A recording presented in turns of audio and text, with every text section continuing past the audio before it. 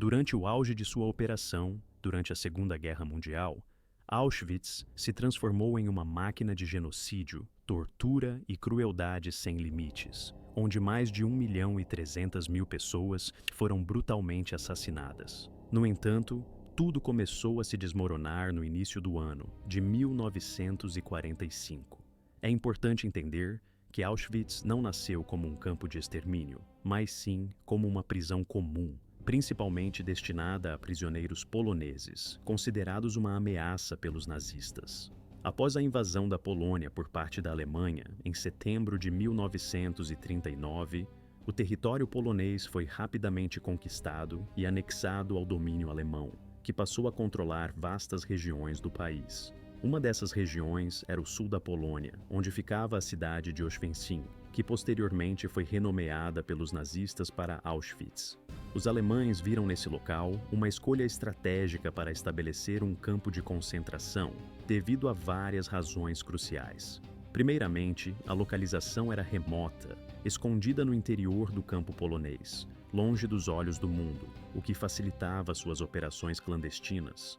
Em segundo lugar, a cidade possuía uma rede ferroviária bem desenvolvida, que permitia o transporte eficiente de prisioneiros vindos de diferentes partes da Europa.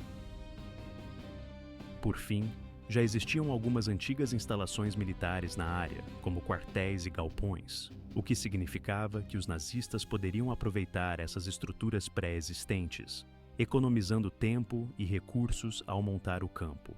Foi em maio de 1940 que Rudolf Höss foi nomeado como o primeiro comandante de Auschwitz. Höss era um oficial da SS, extremamente leal a Adolf Hitler e conhecido por sua crueldade e falta de misericórdia. Sob sua liderança, o campo foi oficialmente inaugurado no dia 14 de junho daquele mesmo ano, recebendo seu primeiro grupo de prisioneiros, composto por 728 pessoas, todas polonesas. Höss tinha uma determinação clara: transformar Auschwitz em uma instalação altamente eficiente, não apenas para prender os indivíduos, mas também para explorá-los ao máximo. Os próprios prisioneiros foram obrigados a construir e ampliar o campo, realizando trabalhos exaustivos sob condições desumanas. A partir de 1941, o campo começou a passar por profundas transformações. Nesse período, Hitler lançou a Operação Barbarossa, uma ofensiva militar que envolveu a invasão da União Soviética em junho daquele ano. Assim, de repente, milhares de soldados soviéticos foram capturados e os nazistas precisaram de um local para mantê-los presos. Auschwitz, que já servia como campo de concentração, rapidamente se tornou uma prisão para esses soldados soviéticos. Entre 1941 e 1942, mais de 15.000 prisioneiros de guerra soviéticos foram trazidos para Auschwitz, onde passaram por condições desumanas e maus-tratos constantes. Simultaneamente, os nazistas começaram a planejar algo ainda mais aterrador: a chamada Solução Final, o plano sistemático de exterminar todos os judeus na Europa. Essa decisão foi tomada durante uma reunião secreta em janeiro de 1942, conhecida como Conferência de Wannsee, embora os preparativos tenham começado meses antes. Auschwitz foi escolhido como um dos principais locais para a realização de execuções em massa, devido à sua localização e infraestrutura. Em outubro de 1941, iniciou-se a construção de uma nova seção do campo, chamada Auschwitz-Birkenau, situada a cerca de 2 milhas do campo principal.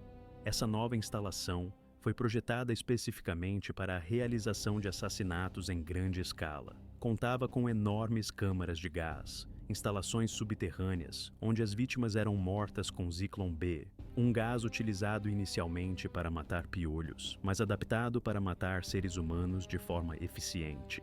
Além disso, havia crematórios gigantescos, onde os corpos das vítimas eram queimados após serem assassinadas. Enquanto Birkenau era construída, os nazistas realizaram testes com o método de extermínio.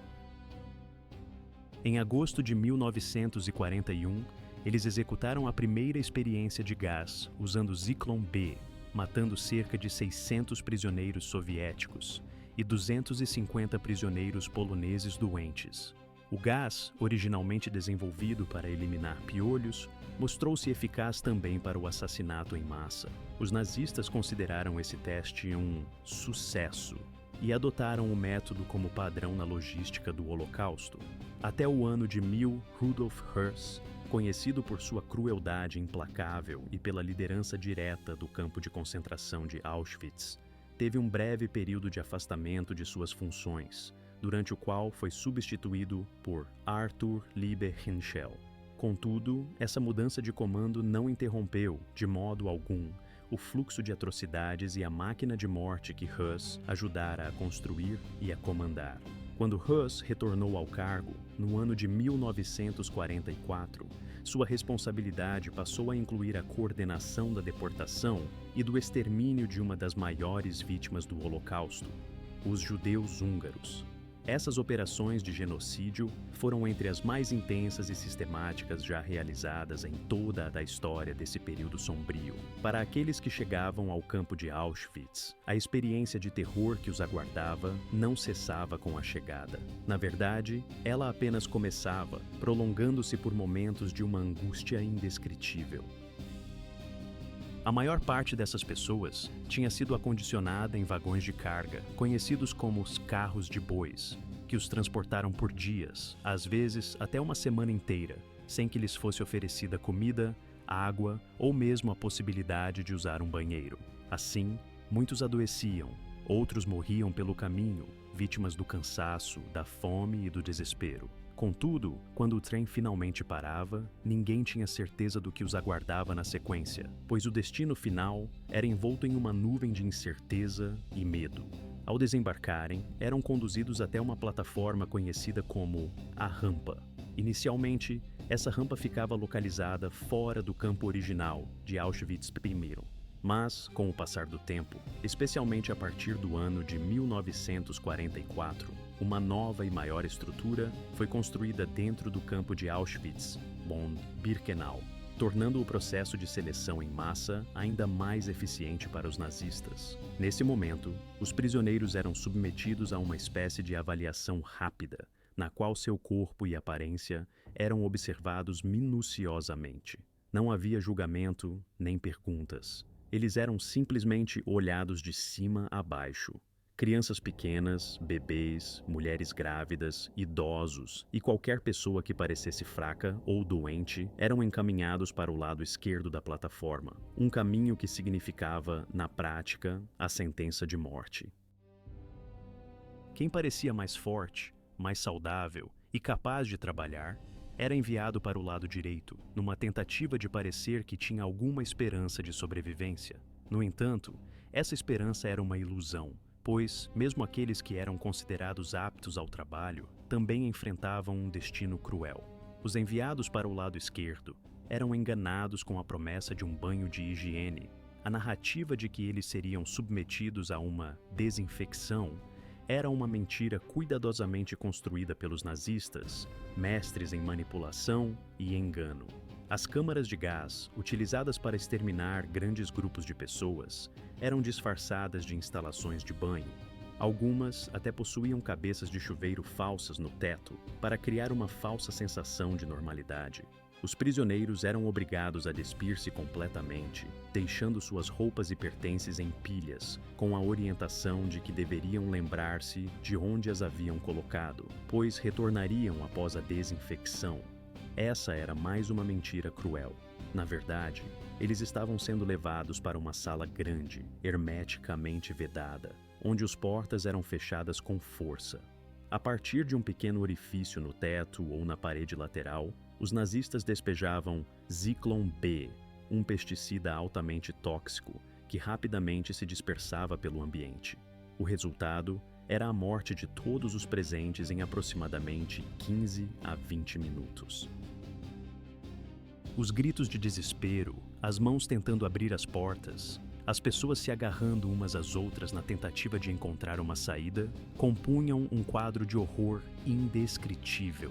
Os mais fortes, aqueles que resistiam por mais tempo, muitas vezes morriam no topo de uma pilha de corpos, enquanto as paredes da câmara eram riscadas pelos movimentos desesperados e as manchas de sangue, fezes e vômito cobriam o chão. Todo esse cenário de terror se repetia dia após dia, sem interrupções. Depois que o gás se dissipava, uma equipe especial de prisioneiros, conhecida como Sonderkommando, era obrigada a adentrar na câmara de gás para retirar os corpos. Geralmente, esses eram homens judeus, selecionados pelo próprio regime nazista por sua condição de força física e por uma escolha cruel que eles não podiam recusar. Caso se recusassem, eram imediatamente executados. Os membros do Sonderkommando tinham, durante a época sombria do Holocausto, os nazistas empenharam-se com afinco em esconder toda a verdadeira extensão das atrocidades que estavam sendo cometidas. No centro dessa tentativa de encobrir a verdade estavam os membros do Sonderkommando, uma unidade de trabalhadores forçados, cujas tarefas iam muito além de simplesmente limpar os resíduos dos horrores ocorridos nos campos de concentração. Esses homens eram obrigados a colaborar na administração da morte, na queima dos corpos e na manutenção dos crematórios, desempenhando um papel crucial na operação de ocultação dos crimes. Sob severas regras de silêncio e sem qualquer possibilidade de fuga, eles eram tratados como peças de uma engrenagem sem direito à voz ou esperança de liberdade. A cada poucos meses, o terror se repetia. A SS executava toda a equipe do Sonderkommando, substituindo-os por novos prisioneiros, numa tentativa desesperada de eliminar quaisquer testemunhas que pudessem revelar a verdade. Dessa forma, os nazistas buscavam garantir que nenhuma prova ou relato pudesse escapar de suas mãos e chegar ao mundo exterior. Apesar de todas essas medidas de silenciamento, alguns prisioneiros corajosos conseguiram registrar suas experiências de forma clandestina. Alguns esconderam pequenos pedaços de papel, escrevendo secretamente suas memórias, suas dores e seus horrores, enterrando essas notas perto dos crematórios, na esperança de que, algum dia, alguém as encontrasse e revelasse ao mundo a verdade. Essas palavras, descobertas anos depois, tornaram-se provas essenciais para documentar o que de fato aconteceu naquele inferno na Terra, ajudando a manter viva a memória das vítimas e a denunciar os crimes contra a humanidade. No mês de outubro do ano de 1944, um episódio de resistência ocorreu. Um grupo de integrantes do Sonderkommando conseguiu se rebelar contra seus opressores. Com coragem ímpar, eles conseguiram explodir o crematório 4, utilizando dinamite e pólvora que haviam conseguido contrabandear por meio de mulheres prisioneiras, as quais trabalhavam nas fábricas de munições. Essa ação, embora rápida e de efeito limitado, foi um símbolo de resistência em meio ao horror absoluto. Os nazistas, com sua brutalidade habitual, reagiram de forma rápida e implacável, reprimindo a revolta com uma violência ainda maior. A maioria dos rebeldes foi sumariamente executada, mas o ato de coragem demonstrou que, mesmo nos lugares mais sombrios e desumanos, a esperança de resistência e de luta pela liberdade ainda existia, por mais difícil que fosse. Um aspecto particularmente chocante de toda essa maquinaria de violência era o quão meticulosamente organizada ela era. Os nazistas mantinham listas detalhadas, gráficos e cronogramas rigorosos que coordenavam cada passo do seu processo macabro. Os trens partiam e chegavam sempre pontualmente, seguindo horários precisos, como se fosse uma operação rotineira.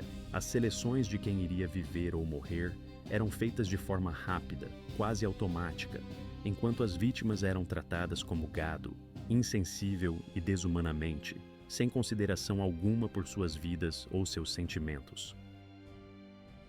Tudo isso era executado por seres humanos, pessoas comuns que, ao final de cada dia, retornavam para suas casas como se nada tivesse acontecido, agindo como se fosse apenas mais um trabalho qualquer, uma rotina banal de suas vidas cotidianas. As condições de vida em Auschwitz eram além de cruéis, eram desumanas e indescritíveis.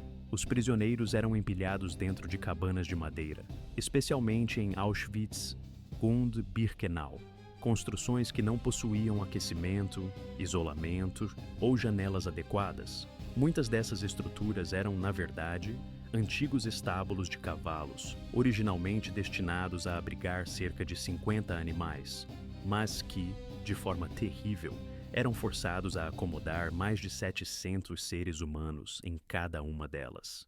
Essas condições criavam um ambiente de confinamento sem privacidade, com espaço extremamente limitado, onde o ar era escasso e a ventilação quase inexistente. Dentro dessas cabanas, as pessoas dormiam sobre tábuas de madeira empilhadas em 3 camadas, sem colchões, apenas com madeiras ásperas e frias, sem almofadas ou cobertores, deixando-os vulneráveis ao frio intenso do inverno.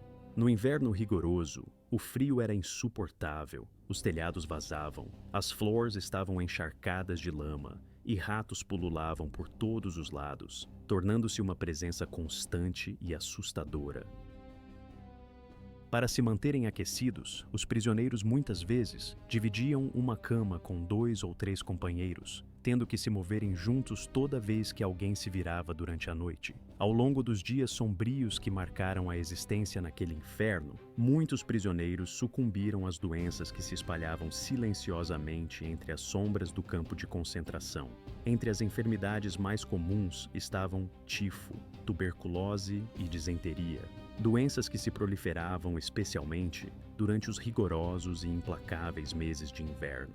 A ausência de cuidados médicos era uma realidade cruel e desesperadora, pois praticamente nenhuma assistência era fornecida aos encarcerados, e os médicos que ali estavam quase nunca atuavam para aliviar o sofrimento, mas sim como instrumentos de experimentos do regime nazista.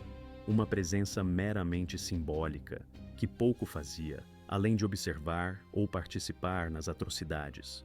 A violência perpetrada pelos guardas era uma constante diária, uma rotina que não permitia qualquer momento de paz ou descanso. Os oficiais das SS, assim como os capos, prisioneiros que receberam, por coerção, poderes temporários sobre os demais, exerciam punições físicas de forma arbitrária, muitas vezes sem motivo algum ou por motivos banais. Uma simples caminhada mais lenta do que o esperado podia significar uma surra, um insulto ou uma agressão física. Olhar de forma errada para um guarda, mesmo que sem intenção, podia resultar em uma agressão violenta. Quando alguém colapsava por causa da fome ou do cansaço extremo, era automaticamente espancado, ou então puxado pelos cabelos e levado embora, desaparecendo sem deixar rastros, como se fosse engolido pelo próprio silêncio do campo. Cada dia começava com a rotina de contagem, conhecida como lamamento. Os prisioneiros eram obrigados a formar filas do lado de fora, enfrentando chuva, neve ou qualquer condição climática adversa. Essas contagens podiam se estender por horas a fio, às vezes das 4 horas da madrugada até o nascer do sol, numa espera interminável e exaustiva.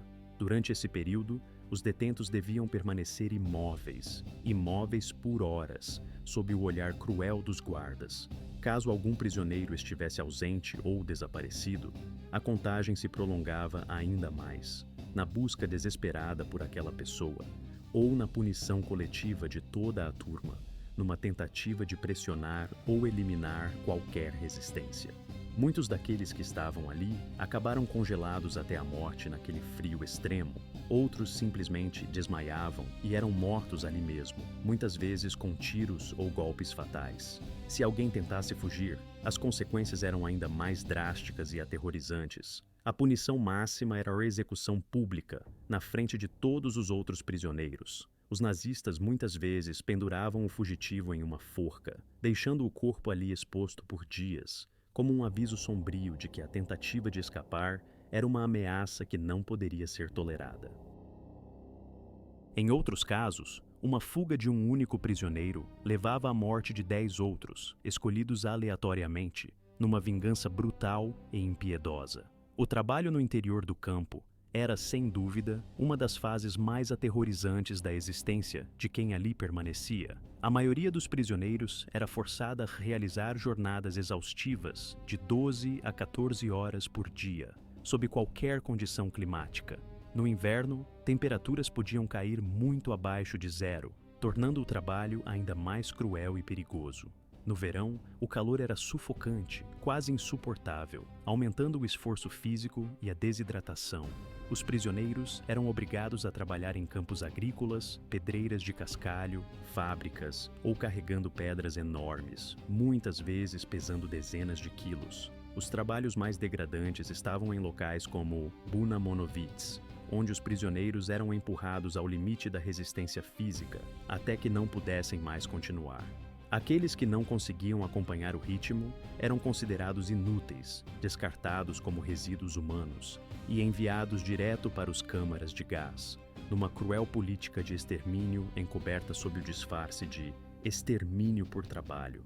O sistema, conhecido como exterminação pelo trabalho, consistia em usar as pessoas como máquinas de trabalho até que seu corpo e sua mente não suportassem mais, momento em que eram eliminadas de forma sistemática. Primo Levi, um dos sobreviventes, trabalhou em Buna e posteriormente descreveu que o único objetivo daquele sistema era fazer com que os prisioneiros permanecessem invisíveis, sem chamar atenção, pois toda atenção representava perigo. Até mesmo um simples ato como beber água ou descansar por um segundo podia resultar em uma surra violenta. Os guardas, que muitas vezes pareciam desfrutar de provocar dor, eram cruéis além dos limites, alimentando um ambiente de medo. Chegando ao campo de Auschwitz no mês de maio, há cerca de 1 ano e meio, Mengele rapidamente conquistou uma reputação que, por um lado, refletia sua postura calma e educada, mas, por outro, tornava ainda mais aterrorizantes as ações que ele realizava ali.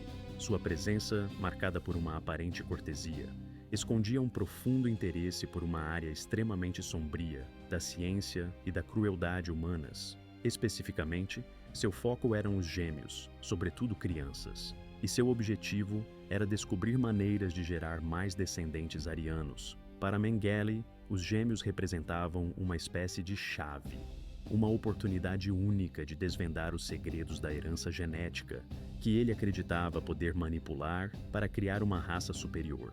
Quando chegava uma nova transportação de judeus ao campo, ele percorria a rampa de seleção, observando atentamente cada criança, procurando identificar os gêmeos, que eram imediatamente levados para os blocos 10 ou 32, onde se realizavam seus experimentos macabros.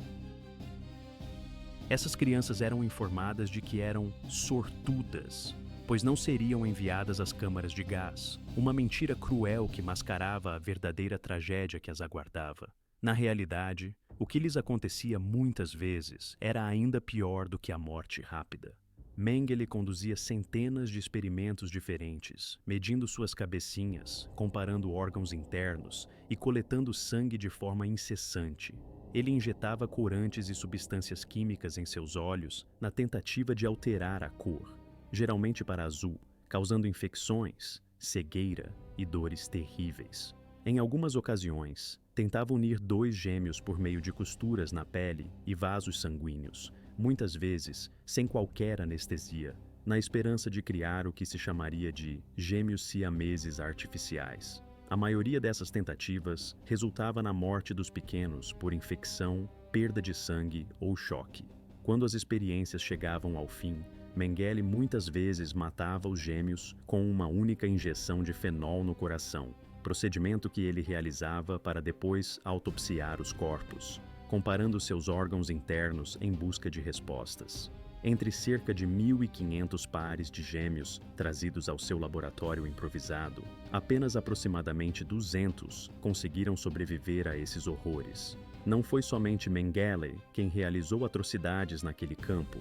Outros médicos nazistas também praticaram atos de extrema crueldade. Entre eles, Karl Klauberg, que atuava na seção feminina, dedicava-se a procedimentos de esterilização forçada, injetando substâncias químicas extremamente agressivas no interior dos úteros de mulheres, destruindo sua capacidade de gerar filhos. Muitas dessas mulheres sofreram queimaduras internas, hemorragias severas e infecções horrendas, algumas morrendo poucos dias após os procedimentos, enquanto outras ficaram estéreis para o resto de suas vidas. Outro médico, Horst Schumann, realizou experimentos em homens, usando raios-x para destruir seus testículos, muitas vezes sem aviso prévio. Esses homens eram informados de que estavam passando por exames médicos de rotina, mas, na verdade, eram deixados com queimaduras internas e incapazes de reproduzir. Alguns eram posteriormente mortos para que os cientistas nazistas pudessem estudar os danos aos seus órgãos. Além dessas atrocidades, os médicos também testavam novas drogas e vacinas, infectando prisioneiros com doenças como malária, tuberculose e tifo, de propósito, para avaliar a eficácia de diferentes substâncias químicas. A maioria dessas tentativas resultava em grande sofrimento e, na maioria das vezes, sem sucesso na cura. As cirurgias eram realizadas sem qualquer anestesia, incluindo amputações de membros, muitas vezes apenas para observar quanto tempo o corpo poderia sobreviver ou para comparar a cicatrização.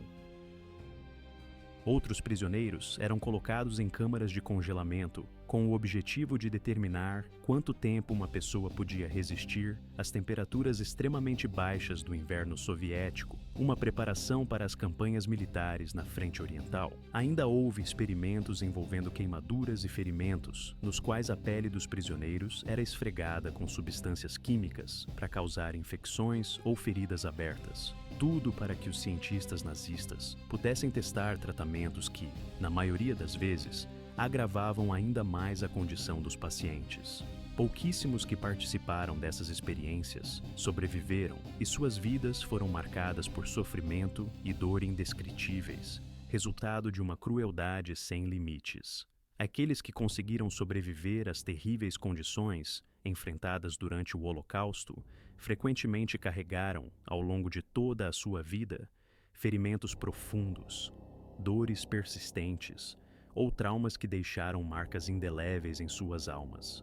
O campo de concentração de Auschwitz, que se tornou símbolo do horror nazista, possuía uma seção especialmente reservada para mulheres, uma área onde as condições de sobrevivência eram igualmente desumanas e muitas vezes até piores do que as enfrentadas pelos homens.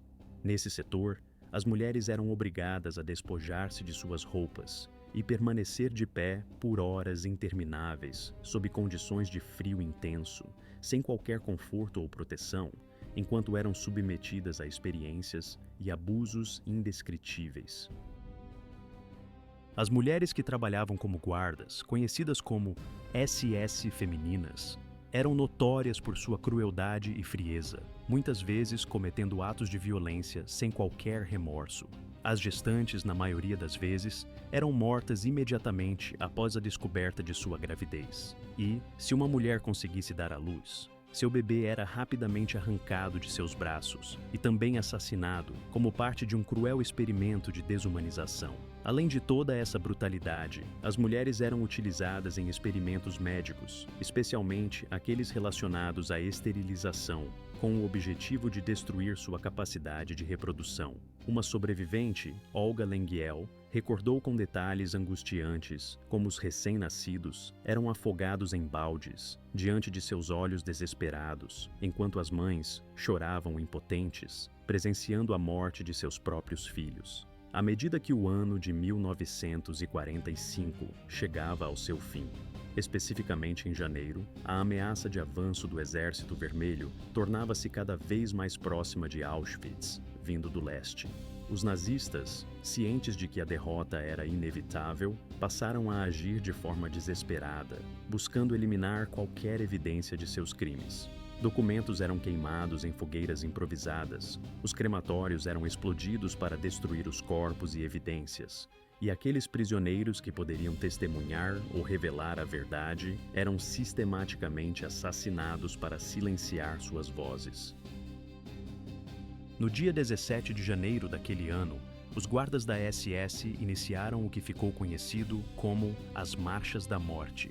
Cerca de 56 mil prisioneiros foram forçados a deixar Auschwitz sob ameaça de armas, marchando em direção ao oeste, rumo a outros campos de concentração localizados na Alemanha e na Áustria.